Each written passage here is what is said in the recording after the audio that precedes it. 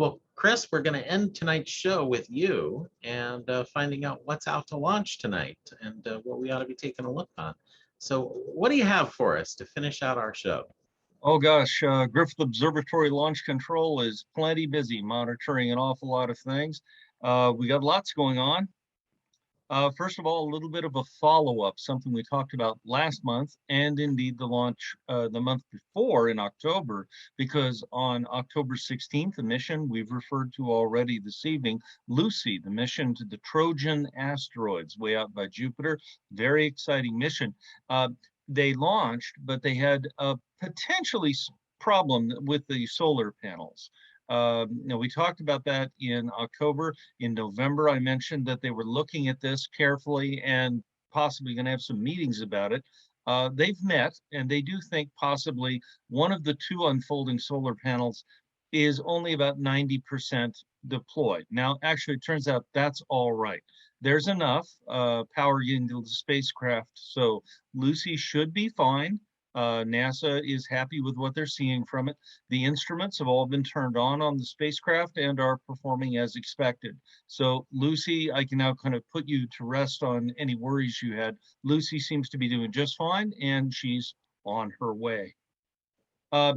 I mentioned Rocket Lab here. Rocket Lab is another example, like SpaceX, of a relatively new company in the space business, and they also have been launching vehicles to orbit. The Rocket Lab space launchers are smaller in size, but they've been wanting to start experimenting with reusability, which is, of course, what SpaceX has pretty much perfected with their larger Falcon rockets. The Electron rocket, though, the Rocket Lab, to come back, it doesn't have the size and the fuel capacity to come back under power. So how in the world could they find a way to reuse it? Well, they came up with a daring process, really. It's they essentially let the rocket fall back. It's designed to survive coming back down through the atmosphere and then deploy a parachute. Now, you see here on November 20th, they did indeed have a successful splashdown of the rocket, but this is just the first step. You don't want to have the rocket in salt water. It damages the components of the rocket. So what they're going to do as a next step, now that we've had this successful parachute landing, is to have a helicopter come by and grab the parachute while the rocket is still descending. This may sound a little far-fetched, but it has been done in the past to recover photography pods from satellites, Earth observation satellites. They would come down in a parachute and be caught by a helicopter. It has been done, but now we're going to try to do it with a whole rocket stage. So that's the next step for Rocket Lab, and they seem to be doing quite well with that. We've also enlarged the International Space Station a little bit here with the arrival of the PRICHAL module, which is a docking module. It's a docking node. It has been launched and it has arrived and docked successfully with the space station. In the picture there of it approaching the space station on the right of your screen, you can kind of see there are four flat faces around it. Those are docking ports where visiting spacecraft can dock. This will greatly help the Russians in their sending resupply missions and missions with cosmonauts and so forth to the space station. Now, looking forward a little bit here, December 8th, we've got another Russian launch. This is a launch of the piloted SOYUZ spacecraft, but it's not a standard mission of scientists and engineers to the station. It is being led by a veteran cosmonaut, but on board will be two Japanese people, in particular, Yusaku Maezawa. Mr. Maezawa is a very wealthy man. He has purchased this flight for himself and an assistant to spend 12 days in space and some of that on the International Space Station. This will be his first space flight, but he's been planning to go into space for some time. And you may remember the name and recognize the face. In the center picture, you see him with Elon Musk. He actually talked to Elon about putting together a crew of artists. As a professional artist, I have to appreciate this. artists, musicians, poets, what have you, and fly them around the moon, not landing, but fly them around the moon on that new giant Starship booster rocket that Elon is developing. Now, Starship is not ready yet, but Mr. Maezawa is going to fly to the ISS, and that will actually serve as training, hopefully, for a later flight to the moon. I hope it happens. We do have a science mission coming up, I should mention. The IXPE mission, this is a NASA X-ray polarimetry telescope. What polarimetry is? This is obviously looking at the X-ray wavelength, but these three telescopes out on the end of this spacecraft are going to look at X-rays in a particular way. You probably have heard about polarized light. Polarized light is when the oscillations of the light, or the energy in this case, are lined up in a particular way.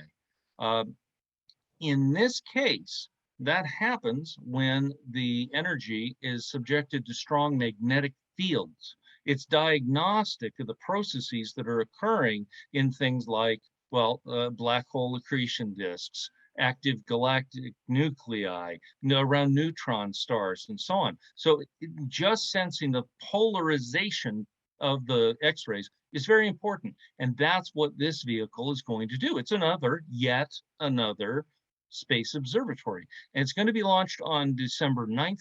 It's actually December 8th our time, I should point out. The beginning of the launch window is about 10 p.m. our time, but the launch window extends over the midnight boundary into the night. Well, just that's a stay up late opportunity to see this launch from Cape Canaveral.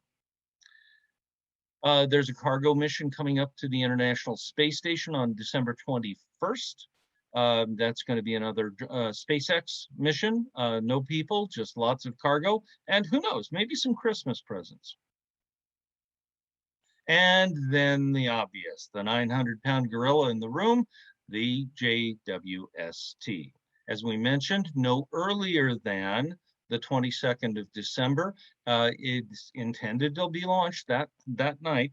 And I do mean night, meaning dark. For us, the launch time is 4:20 a.m. Pacific, but I have absolutely no doubt that all my astronomy friends, including the professionals like Dr. Reitzel and our guest, will be staying up late, right? We know where you're going to be that night. This is the launch of the year. This is the launch of the decade. This is a really important one, December 22nd. One quick note on, we talked about Starship and the big giant rocket that SpaceX is testing down in Boca Chica, Texas, South Texas. It hasn't flown in a little while. They have done some tests on the ground. You see one of them on the left of your screen of the second stage. These are all powered by the Raptor engine, incredibly powerful engines you see on the right of your screen. You may have just heard, it happened in the last day or two, Elon Musk was apparently concerned and passed around some internal memos at SpaceX that maybe the production rate of the Raptor engines was not what he needed. And he said the company could even get into financial trouble if they can't produce a lot of them. So they're having an all hands on deck increase in the production rate. I wouldn't be concerned. I'm sure SpaceX is going to be just fine. But you do have to remember the bottom stage of that rocket doesn't use one Raptor. It uses 29. So if they're going to be building lots of these vehicles, they are going to have to step it up and turn out a lot of engines. So that's going on. And while we're talking big rockets, also in this class, the only other rocket on Earth in this class is the SLS, the Space Launch System, not a SpaceX rocket, a NASA rocket. It's actually already been fully assembled out at Cape Canaveral in Florida, and they're going to be doing increasing tests. This is not going to carry a crew, but the system is designed to carry a crew. On Artemis 2, they will carry a crew around the moon, okay? Our first return since 1972, it's a big deal. But Artemis 1 will send this vehicle, the Orion spacecraft, all the way out around the moon on a test flight without people. I want you to just keep it on your radar. We're looking at potentially a February moonshot. Now that's plenty. It's a lot to think about, but for now, we're going to be keeping our eyes on South America, December 22nd, and the amazing launch of the James Webb Space Telescope. Back to you, Dr. Edson. Yeah, thank you, Chris, for that. Indeed, JWST is the one we're all going to have our eyes on. I know I'll be up that morning. Whether I go to bed or not, we'll see. And, 10 years ago, I probably would have said, I'll just stay up all night. But now I'll probably try and get some sleep in the middle of the night. We're not doing anything special at Griffith Observatory, unfortunately. The middle of the night is a little too hard, but we will, of course, bring you updates about how it went at the next All Space Considered. We're looking forward to that already. The next one is on January 7th.